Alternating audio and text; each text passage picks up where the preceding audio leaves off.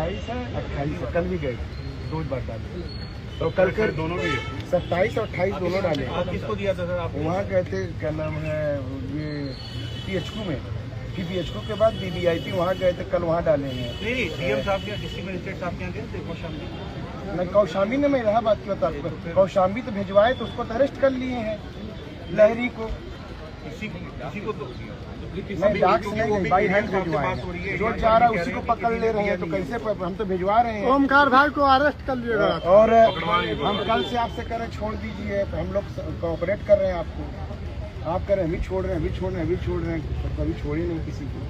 सुबह भी कहे थे कि हम सबको भिजवाते हैं। अभिषेक बोलो, जल्दी बुलाओ। अभिषेक यहीं रहोगे, नौकरी करो, चिंता मत करो, वचन रखे तो आपको याद रखेंगे। तो देख रहे हैं आप किस प्रकार से नगीना सांसद चंद्रशेखर आजाद को करीब आधे घंटे से ज्यादा समय हो चुका है। ये सर्किट हाउस का प्रवेश द्वार है, जहां पर इसको प्रशासन के द्वारा बंद कर दिया गया है। ये बड़ी जानकारी हम आपको बता रहे हैं। सबसे बड़ी अपडेट आपके साथ मौजूद है। नगीना सांसद चंद्रशेखर आजाद को प्रशासन ने यहाँ पर नहीं जाने दे रहा है। सांसद ने साफ तरीके से धरना देकर देख लिया, यहाँ पर एक तरीके से अनुमति मांग लिया। यहाँ पर एक तरीके से गेट के बाहर खड़े हैं। ये प्रवेश द्वार, जहाँ पर एक तरीके से मेन द्वार है, जिसको बंद कर दिया गया है प्रशासन के द्वारा। ये बड़ी जानकारी हम आपको बता रहे हैं। सबसे बड़ी अपडेट आपके साथ मौजूद है। नगीना सांसद चंद्रशेखर आजाद को रिहा कराने के लिए हजारों संख्या के अंदर गाड़ियां भी वहां पर पहुंचती हुई नजर आ रही है। चंद्रशेखर आजाद का काफिला वहां पर पहुंचा है और अभी लेकिन आपको बताए तो किस प्रकार से ये तस्वीरें देख रहे हैं, जहाँ पर नगीना सांसद चंद्रशेखर आजाद को नहीं निकलने दिया जा रहा है। वही दूसरी तरफ पर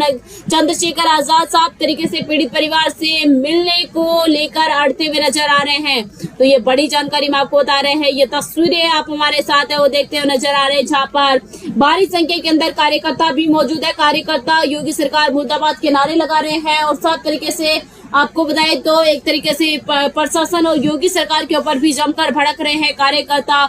और ये तस्वीरें आप हमारे साथ सर्किट हाउस से सीधी तस्वीरें देख रहे हैं।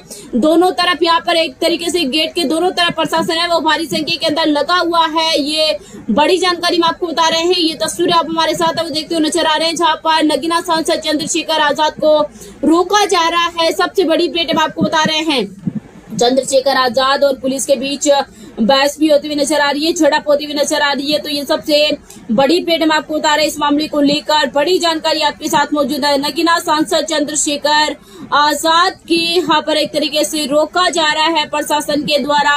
पीड़ित परिवार से मिलना चाहते थे चंद्रशेखर आजाद, लेकिन दूसरी तरफ चंद्रशेखर आजाद भी पूरी तरीके से अड़े हुए हैं कि चाहे कुछ भी हो जाए, प्रशासन से यहाँ पर एक तरीके से अनुमति लेके पीड़ित परिवार से मिलकर ही रहूंगा। ये सबसे बड़ी अपडेट हम आपको बता रहे हैं। चंद्रशेखर आजाद ने साफ तरीके से कहा कि चाहे मुझे जेल में डाल दे, चाहे मुझे किसी भी कीमत पे कहीं पे भी ले जाए, लेकिन मैं यहाँ पर एक तरीके से पीड़ित परिवार से मिलकर रहूंगा। ये बड़ी जानकारी हम आपको बता रहे हैं। सबसे बड़ी अपडेट आपके साथ मौजूद। और चंद्रशेखर आजाद मीडिया के सामने आते हुए नजर आ रहे हैं। ये बड़ी जानकारी हम आपको बता रहे हैं।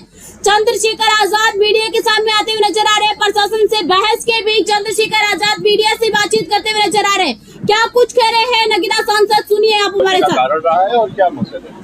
प्रयागराज के बराबर में कौशाम्बी जिले में पाल समाज की बच्ची के साथ जो अन्याय हुआ और उसमें जो पुलिसिया कार्रवाई उस पे बहुत सारे सवाल खड़े हो रहे हैं। एक पक्ष कह रहा है कि हम पीड़ित हैं, दूसरा पक्ष कह रहा है कि हम पीड़ित हैं। ब्राह्मण समाज के लोग कह रहे हैं हम पीड़ित। अब ये पता जाके लगेगा मौके पे कि कौन पीड़ित है। इसलिए मैं उन परिवार से मिलने के लिए पाल समाज के आया था, लेकिन पुलिस ने मुझे यहाँ रोक लिया और मुझसे कहा कि अभी लॉ एंड ऑर्डर की सिचुएशन अच्छी नहीं है, आप कुछ देर इंतजार कर लें, उसके बाद हम आपको जाने की इजाजत दे देंगे। मैं यहाँ इंतजार कर रहा हूँ पिछले 2.5 घंटे से, लगभग अब 2.5 घंटे होने को आए। मैं यहाँ इंतजार कर रहा हूँ कि मुझे वहाँ जाने की इजाजत मिले और मैं उस परिवारों की आवाज को उठा पाऊँ, मैं जान पाऊँ सत्य क्या है। इसी तरह करछना में जो अन्याय हुआ कि एक शेड्यूल कास्ट के व्यक्ति को जला के मार दिया, उस परिवार को न्याय मिले, उस परिवार के साथ जो डर भय का माहौल है खत्म हो, उसके लिए मैं यहाँ हूँ। लेकिन अभी तक पुलिस ने कोई ठोस जवाब दिया। मैं कुछ देर और इंतजार करूंगा। अगर पुलिस ने जो वादा किया है कि हम आपको जाने देंगे या परिवार से मिलाएंगे, अगर पुलिस पे खरी उतरती तो फिर मैं कूच करूंगा, कौशाम्बी भी जाऊंगा और करछना थाने वाले परिवार से जाकर उनसे मिलूंगा, उनकी न्याय की लड़ाई को मजबूत करूंगा। आप धरने पे भी बैठे हैं, क्या कारण है? मैं इसलिए बैठा हूं कि क्या उत्तर प्रदेश में कानून व्यवस्था इतनी कमजोर हो गई है कि एक सांसद अपने परिवार से नहीं मिल सकता है? क्या हो गया उत्तर प्रदेश में? हम इलाहाबाद में, जहां पूरे उत्तर प्रदेश के लोग आते हैं न्याय मांग रहे हैं, हम तो लंबे समय से मेरठ में हाईकोर्ट की बेंच की मांग को भी उठा रहे हैं, लेकिन इलाहाबाद में इसलिए मुझे तो रोका गया, अपराधियों क्यों रोका गया? 500-700 पुलिस लगा के क्यों रोकना चाहते हो? क्या एक परिवार से नहीं मिलने की छूट दे सकते हो आप लोग? तो मैं तो कह रहा हूँ मैं अकेला जाऊंगा, आपके साथ जाऊंगा, आप ले चलो, लेकिन मुझे मेरे परिवार से मिलाओ, मैं उनकी तकलीफों को जान दो। भी उस माँ से मेरी बात हुई जो बच्ची की माँ, उन्होंने कहा मेरी बच्ची की हालत आके देखिए, हमारी हालत आके देखिए, हम यहाँ डर के साए में, हमारी मदद कीजिए, हमारी आवाज उठाइए। तो पुलिस मुझे क्यों रोक रही? क्या पुलिस किसी चीज को छिपाना चाहती है? क्या पुलिस दबाव में काम कर रही है? मैं तो मानता हूँ पुलिस कभी दब नहीं सकती, लेकिन इस बात को जानना पड़ेगा कि सब क्या हो रहा है। मैं तो पुलिस का सबसे बड़ा हितैषी, सब जगह आवाज उठाता हूँ, पार्लियामेंट में भी आवाज उठाता हूँ, सड़क पे भी उठाता हूँ। उनकी 8 घंटे की ड्यूटी हो, उनको न्याय मिले, उनको जो वेतन विसंगतियां वो दूर हो, उनके साथ जो है जो बॉर्डर स्कीम है खत्म हो। लेकिन क्या आज पुलिस मुझे रोक के जो है क्या कानून का हनन नहीं कर रही, संवैधानिक जो अधिकार है उनका हनन नहीं कर रही? इसका जवाब भी देना चाहिए। और मैं मीडिया से कहूंगा कि पुलिस से पूछे कि वो मुझे क्यों रोक के बैठे। धन्यवाद। थोड़ी देर पहले लाइव आए थे, आपने हाउस अरेस्ट की बात भी कही और सरकार को भी घेरा, क्या कुछ? उसी के बाद मुझे बाहर आके बैठना पड़ा, इसलिए लाइव आया कि मुझे जाना था कहाँ और मुझे लेके कहाँ गए। मैं संवैधानिक विचारों का प्रयोग, संवैधानिक विचार में हूँ, इसलिए पुलिस से बातचीत कर रहा हूँ, वरना मैं लड़के भी जा सकता हूँ, मोटरसाइकिल पे बैठ के भी जा सकता हूँ। पुलिस जानती है जब मैं जाने पाऊंगा चला जाऊंगा, लेकिन मैं संवैधानिक विचार को मानता।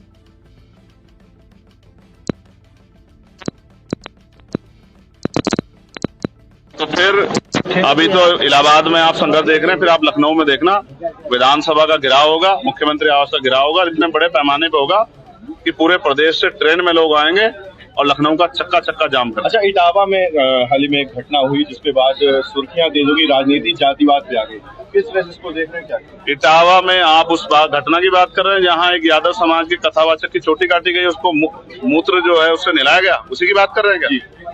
आप ये समझिए, अगर ये आजादी से पहला समय होता संविधान से, तो ये उनके साथ जो हुआ वो सही था। वहां शूद्रों को मंत्र उच्चारण करने का और मंत्र को श्रवण करने का अधिकार नहीं था। कोई शूद्र अगर मंत्र सुन लेता था उसके कान में पिघला के लोहा डाला जाता था। कोई मंत्र अगर शूद्र जो है मंत्र का उच्चारण कर लेता था तो उसकी जीभ काटी जाती थी।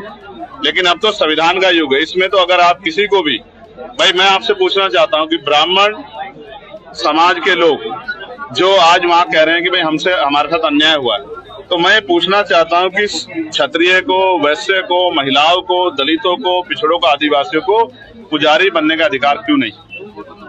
इसका क्या जवाब है आपके पास?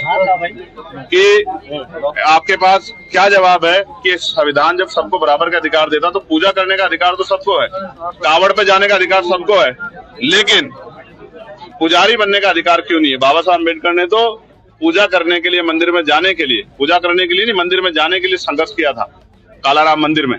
तो क्या आप पुजारी बनने के लिए संघर्ष करना पड़ेगा? लेकिन मेरी लड़ाई दूसरी है, वैचारिक लड़ाई।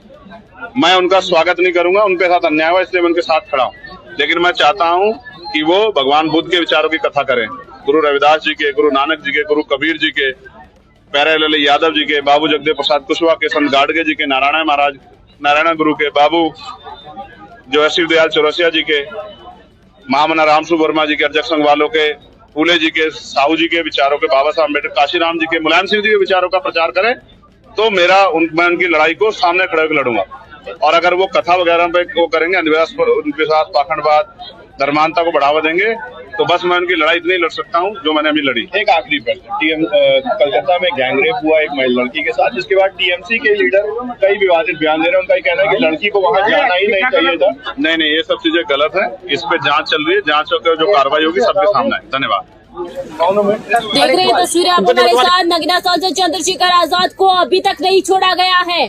गेट के सामने खड़े हुए चंद्रशेखर आजाद साफ तरीके से यहाँ पर जिद पर अड़े हैं कि कौशाम्बी जाके रहूंगा, प्रशासन से जिद कर रहे हैं। ये बड़ी जानकारी हम आपको बता रहे हैं। चंद्रशेखर आजाद और प्रशासन आमने सामने होता हुआ नजर आ रही है। ये आप देख रहे हैं चंद्रशेखर आजाद का काफिला भी वहाँ पर पहुंच चुका है। भारी संख्या के अंदर कार्यकर्ता वहाँ पर पहुंच चुके हैं। ये बड़ी जानकारी हम आपको बता रहे हैं। देखिए सर्किट हाउस का प्रवेश द्वार आप हमारे साथ देख रहे हैं, जहां पर इसको बंद कर दिया गया है और एक तरफ प्रशासन की गाड़ियां, ये आप देख रहे हैं सर्किट हाउस पूरी तरीके से यहाँ पर पुलिस की छावनी बन चुका है। और चंद्रशेखर आजाद को केवल रोकने के लिए यहाँ पर करीब आपको बताए तो 400 से 500 प्रशासन है वो पुलिसकर्मी है वो लगाए गए हैं। यहाँ पर ये तस्वीरें आप हमारे साथ देख रहे हैं, जहाँ पर पूरी तरीके से प्रयागराज की पूरी पुलिस यहाँ पर आ चुकी है। भीम आर्मी के कार्यकर्ता भी भारी संख्या के अंदर यहाँ पर पहुंचे हैं। आजाद समाज पार्टी और भीम आर्मी के कार्यकर्ता भी जब उनको पता चला जो जगह पर स्वागत करने को लेकर खड़े हुए थे, चंद्रशेखर आजाद के काफिले का इंतजार कर रहे थे, वो लोग भी यहाँ पर एक तरीके से अब सर्किट हाउस पे आ चुके हैं। तो पूरी तरीके से सर्किट हाउस पूरा जाम हो चुका है। एक तरीके से आप देख रहे हैं मेन द्वार बंद कर दिया गया है, प्रशासन खोलने के लिए तैयार नहीं है। चंद्रशेखर आजाद उनसे अनुमति मांग रहे हैं। चंद्रशेखर आजाद कह रहे हैं कि करीब 3 घंटे हो चुके हैं, आप मुझे यहाँ पर बिठाकर रख रहे हैं। मैं एक सांसद हूँ, नगीना से प्रतिष्ठित हूँ, एक तरीके से सांसद हूँ का एक इसी को लेकर ही मेरा संवैधानिक पद है, लेकिन उसके बावजूद भी आप लोग मुझे इस तरीके से रोक रहे हैं। तो ये बड़ी जानकारी मैं आपको बता रहे हैं। ये तस्वीरें आप हमारे साथ देख रहे हैं जहाँ पर नगीना सांसद चंद्रशेखर आजाद को प्रशासन के द्वारा रोका जा रहा है। ये बड़ी जानकारी मैं आपको बता रहे हैं। चंद्रशेखर आजाद कौशाम्बी जाना चाहते हैं, लेकिन चंद्रशेखर आजाद के बीच झड़प होती हुई नजर आ रही है।